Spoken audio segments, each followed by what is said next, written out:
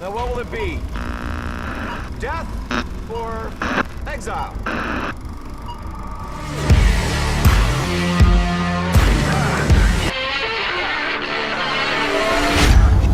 What's up, guys? It's Christian with the Film Exiles, and this is a non-spoiler review of WandaVision, the first streaming show in a long line of planned streaming shows in the Marvel Cinematic Universe for the Disney Plus streaming platform.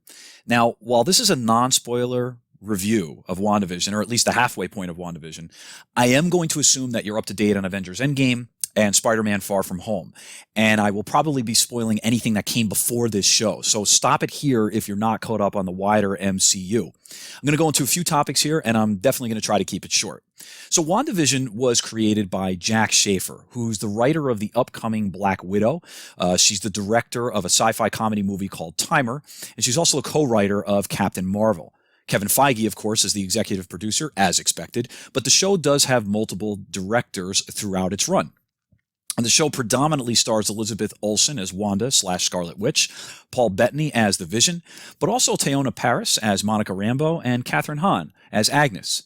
Now, to name any of the other actors right now, to put anybody else out there is going to spoil episodes 3 and 4 for you, so I'm not going to say anything else.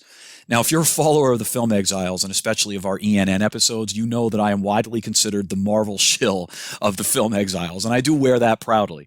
However, I think Lupe and the rest of the team would tell you that I'm objective, and I'm not afraid to call out Marvel on their nonsense at times and when I think one of their movies is bad. That's right. I'm looking at you, Iron Man 3. How dare you do that to the Mandarin? But I digress. So one of the very few good things that have come out of this truly horrific pandemic is the fact that we've had a rise of these streaming services and how studios and creators have the ability to get content into our hands that maybe we wouldn't have gotten before.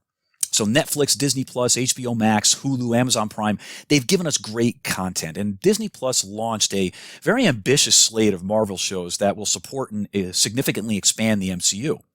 WandaVision is the first, and it's one of the most anticipated. It definitely was one of my most anticipated. And it's being marketed as a change, quote unquote, from the Marvel formula and an expansion on it. But does the sitcom style kill it? And does it live up to that hype? So let's dig in a little bit. So first, from a technical standpoint, this show needs to be on par or maybe a hair under the production value of an MCU movie. It's a prestige show for the streaming service, and production-wise, I think it delivers in that respect. There are moments of superhuman strength and abilities and moments when we get to see some new technology, and it's all done very well, very seamlessly. The show just looks good. Now, the first few episodes don't need to do a ton from a technical aspect. They're just setting the stage, and they're stuck in the 1950s sitcom, if you will, and Wanda and Vision are living in their idealized world. However, the show offers clues throughout the first few episodes that something is not quite right, and there are little technical special effects clues that this world is not as perfect as we're being led to believe.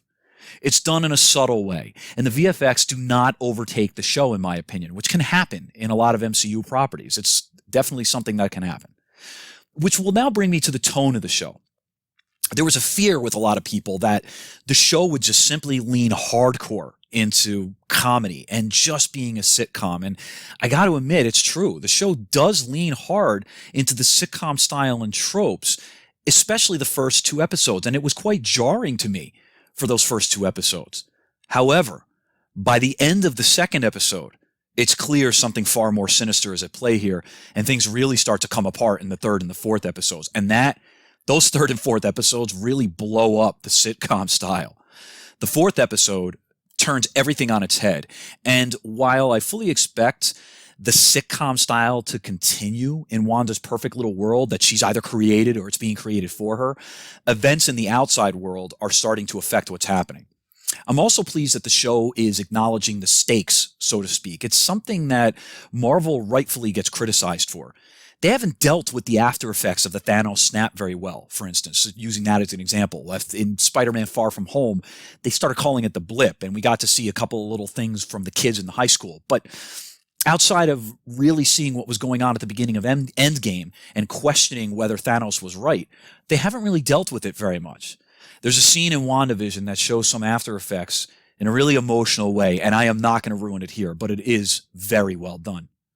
The tonal shifts, by the way, from this comedic perfect world to something that's more unsettling and darker are almost pitch perfect. They miss the mark a couple of times, but they really nail those tonal shifts most of the time. And that's going to bring me to my next point, the actors and the performances. Now, the show is anchored by truly captivating performances, I think, by both Olsen and Bettany, but it's Olsen who really shines here. Now, you guys know I'm a comic fan, and any comic fan out there knows that the House of M storyline from X-Men is near and dear to my heart, and there are serious shades of that here, along with Wanda becoming unhinged. Olsen is impressive in this show so far, and it's the ability to switch from comedy to sadness to anger to be almost frightening in a matter of seconds. That's the strength of Elizabeth Olsen here.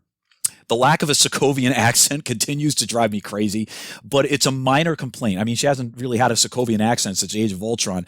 But again, it is a minor complaint that's really, I can't really go too hard into that when her performance is so good. Bettany, by the way, is nailing it as Vision as well, and he's really enjoying hamming it up in his scenes as the perfect husband with these superhuman powers. However, is he real? Or is he just a creation by Wanda, as he was killed in Infinity War, and he has not been resurrected as far as we know? Bettany's talents really start to show in the moments when this reality and thus his very existence are being questioned. That's when you really start to see Bettany shine. The rest of the cast fills in pretty admirably, with Teyonah Parris as the standout as Monica Rambeau, and the rest of the cast bounces between being funny, like being these funny side characters, and people who are really frightened at being stuck in this perfect little world. And that's the strength of the show to me, that haunting feeling that this is all going to come crashing down sometime soon. Now, the show's not without its faults. The pacing, it's a bit off, and they need to be careful with that when your episodes are only about 35 minutes a pop. Too much sitcom comedy or too much standing around wastes time, and you need to move the story forward. The first two episodes especially suffered from this strange pacing and this hard lean into sitcom. And while it's understandable because of what they were trying to do, it almost takes you out of the series until the closing of episode 2, and of course the truly fantastic episodes 3 and 4. But it feels like it's getting a little bit stretched and a little dragged out. And to me, that's a sin in a 9-episode, 35-minute per episode show. You got to be careful. Also, while they're trying to tell this like self-contained story here and how it fits into the post-snap, post-endgame world, and they're launching phase 4 with this, and Wanda, of course, we're being told will be critically important to Doctor Strange 2 in the future here. If they stray too far from the core story and start opening up to the wider MCU, I think they're going to lose the impact of what they're trying to tell in this more self-contained story here. That being said, the 4th episode does nicely tie off that first arc, and it opens it up for the final 5 episodes. And I think it'll really pick it up. However, they got to get that pacing down pat. So what's the bottom line here? Well, the show itself on its own is a good show with a high-value production, great performances all around, and it's quite entertaining. But I think the big questions are, what if you're an MCU fan? What if you're a casual in-between fan? Or what if you're not a fan of the MCU? So here's what I think the answers are. If you're an MCU fan, I think you're going to like the show. It's opening the universe a bit more for you. It's telling the story of a character that we've come to love over the last few years and one that we want to see more of. Now, casual fans, I think, in my opinion, are going to have a little harder time picking this one up.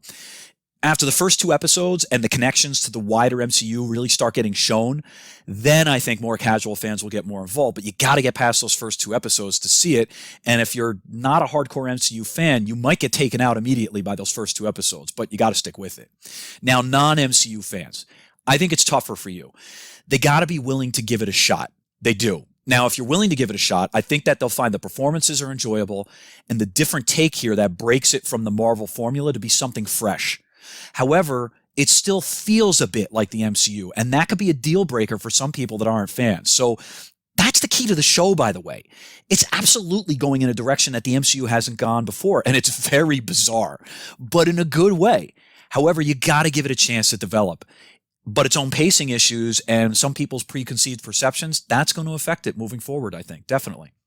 But on a personal level, I'm giving the show a 7.5 to 8 out of 10, and I want to recommend it to people, especially if you're a comic book hero fan, if you're a fan of the comic fantasy worlds that get created, if you like the DC universe, you like what's going on throughout all these comic book properties that we've gotten a chance to know and love over the last few years, then I think you absolutely should give it a shot.